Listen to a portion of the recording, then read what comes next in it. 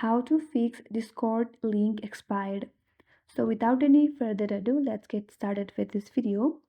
If you are the Discord link provider, now to fix the Discord link expired problem, what you have to do is first of all launch the Discord application on your mobile device.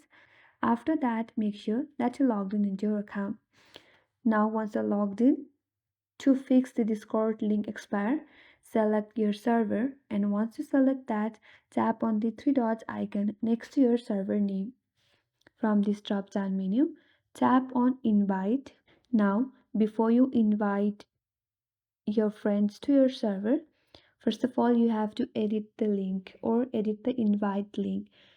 In order to do so on your interface, you'll get an option or link that says edit invite link in the color blue. Tap on there. Now you will land on link settings. Here, as you can see under advanced settings, there is an option or section as expire after. So tap on never. So by doing this, your link will never expire.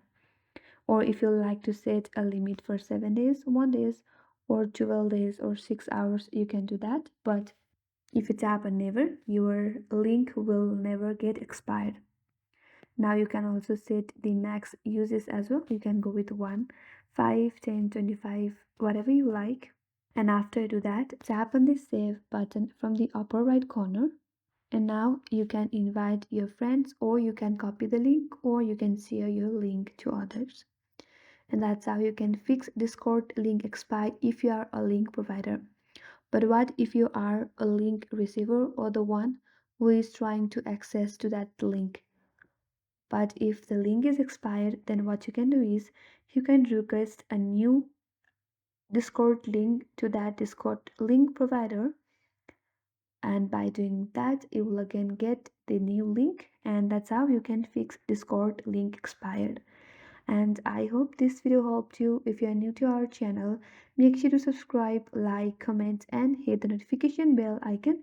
Thanks for watching till the end. I will see you on next video.